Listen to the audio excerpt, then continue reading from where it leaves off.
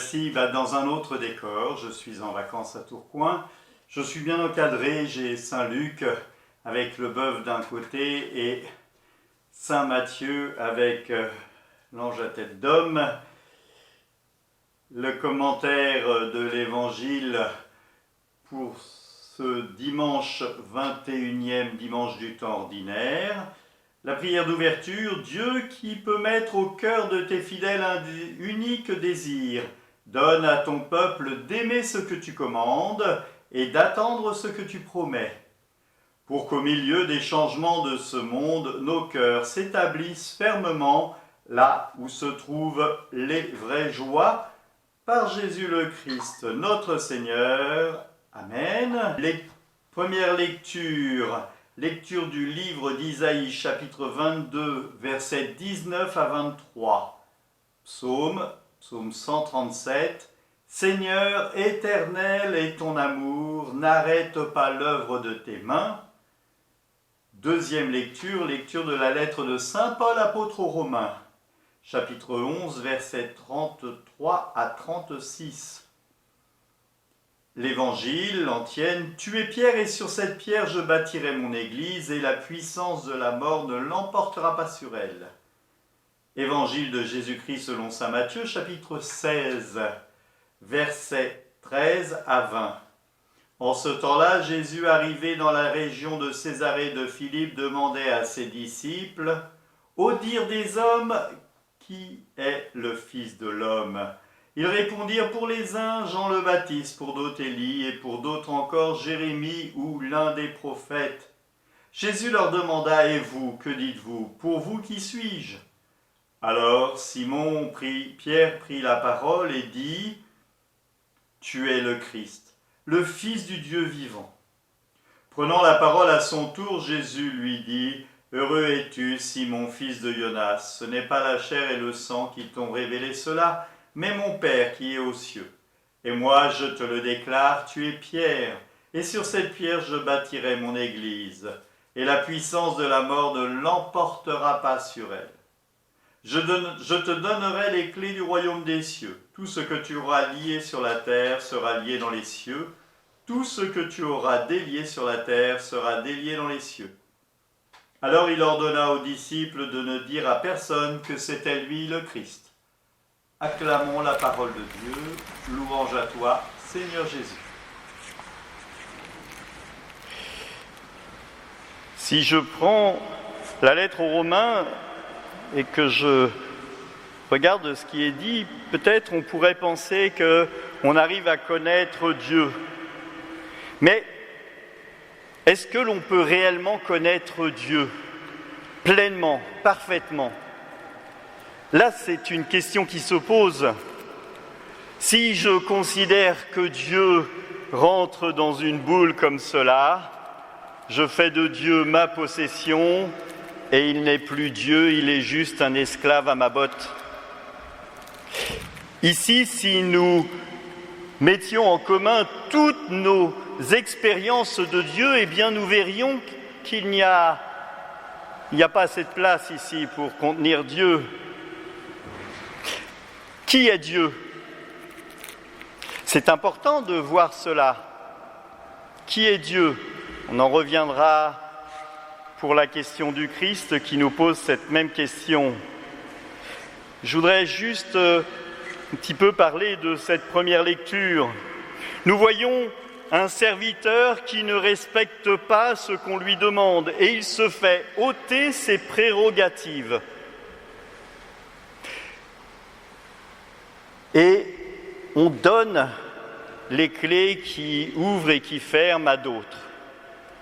C'est l'ouverture et la fermeture. Nous voyons que les théologiens ont pris cette image pour le sacrement de réconciliation. Les clés, sacrement de réconciliation, je pense que nous sommes tous invités à aller rencontrer Dieu dans un tête-à-tête avec la présence du prêtre pour nous ouvrir à l'amour du Seigneur. Cette rencontre, ce sacrement de réconciliation est une libération. On délie avec les clés. Une libération pour se sentir pleinement en union avec Dieu. Dans ce tête-à-tête où le prêtre n'est juste là comme intermédiaire pour dire les paroles sacramentelles et puis pour donner la pénitence. Moi, j'aime bien quand le prêtre donne une pénitence. Vous savez ce que c'est qu'une pénitence ? Ce n'est pas les coups de fouet que l'on se donne. Si vous avez pensé ça, vous pouvez l'ôter de votre tête. Une pénitence, c'est comme une canne, une béquille qui vous aide à marcher sans tomber.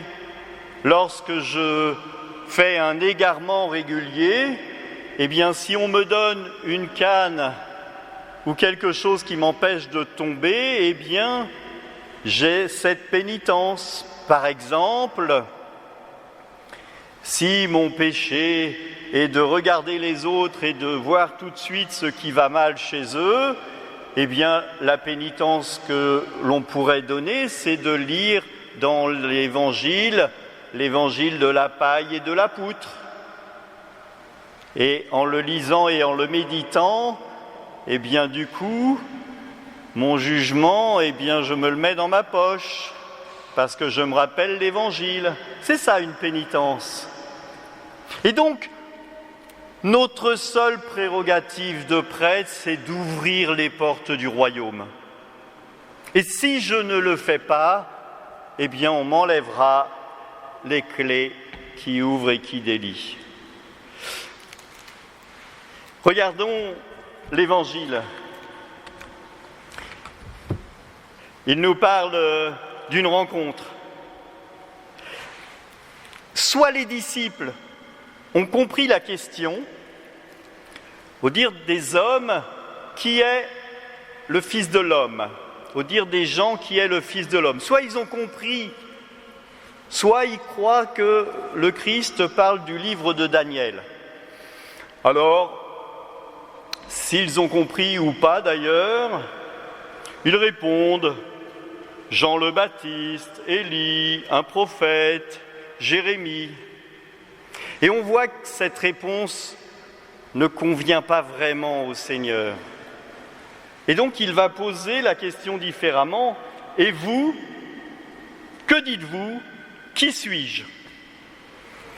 Et cette question, il la pose aux disciples. Et nous, ici, dans cette église, nous sommes disciples. Donc je vous la pose. Puisque je suis une persona Christi ici, je fais comme le Christ et je vous dis, pour vous, qui est le Christ ? Cette question, il faut se la poser. Lorsque je commence une année de caté, je pose toujours cette question aux enfants et je leur dis, pour toi, qui est le Christ ? Et à la fin de l'année, je leur dis, et pour toi, qui est le Christ ? Mais je crois que pour moi, le Christ, il n'est pas le même avant-hier que demain et qu'aujourd'hui. Parce que, entre-temps, j'aurais appris à le connaître un peu mieux en ouvrant ma Bible, en faisant ce qu'il nous invite de faire.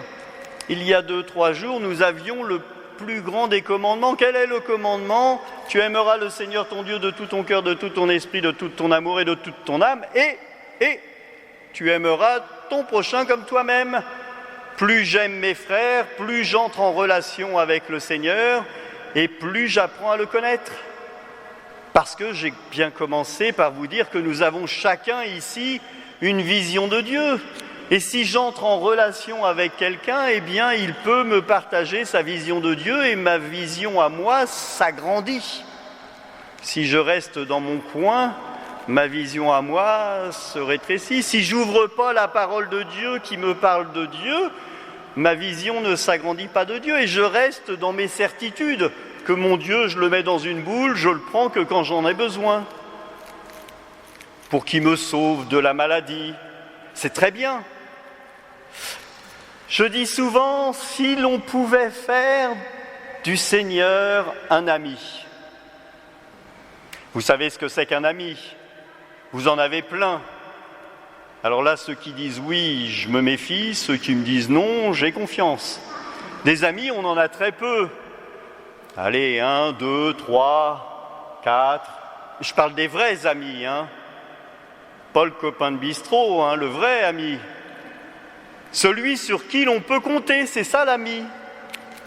C'est que quelqu'un, lorsque j'ai un déménagement, il ne va pas trouver une fausse excuse, il va venir me donner un coup de main. Lorsque je suis en panne à minuit dans les rues, il va venir me chercher.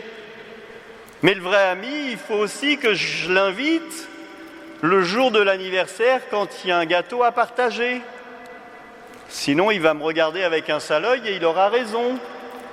Le vrai ami, c'est celui que j'appelle quand je suis dans la mouise et que j'appelle quand je suis heureux. Moi, j'ai la certitude que le Seigneur, il est à côté de moi quand je pleure et j'ai la certitude qu'il est avec moi quand je suis heureux. Si je vais chercher le Seigneur que quand je suis dans la tristesse, lui, il viendra, hein, rassurez-vous. Mais voyez bien que ma relation avec l'ami pose une question. Je l'ai mis dans une bulle et je m'en sers que quand j'en ai besoin. Rassurez-vous, c'est pas comme les piles, on peut s'en servir, ça ne s'use pas. Mais si je ne prends pas l'habitude de l'inviter, j'aime bien quand il y a des messes pour un anniversaire de mariage, pour l'anniversaire de quelqu'un, pour la fête de quelqu'un. C'est bien de demander une messe pour les défunts, c'est très bien. Mais est-ce que j'invite le Seigneur ? Alors, qui est Dieu pour moi ? Pierre lui répond, tu es le Christ, le Fils du Dieu vivant. Heureux es-tu, Simon, fils de Jonas. Heureux êtes-vous si vous savez qui est Jésus pour vous.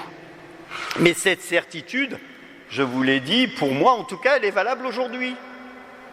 Demain, elle va grandir ou rapetisser. Il m'arrive, lorsque je fais des préparations au baptême, de dire aux parents, j'aimerais que vous écriviez sur un papier pourquoi vous faites baptiser votre enfant. Mais que vous l'écriviez, parce qu'un jour, quand il sera grand, il va vous dire « mais pourquoi tu m'as fait baptiser ?» Alors la réponse, elle pourrait être « oui, je t'ai fait baptiser, mais tu sais,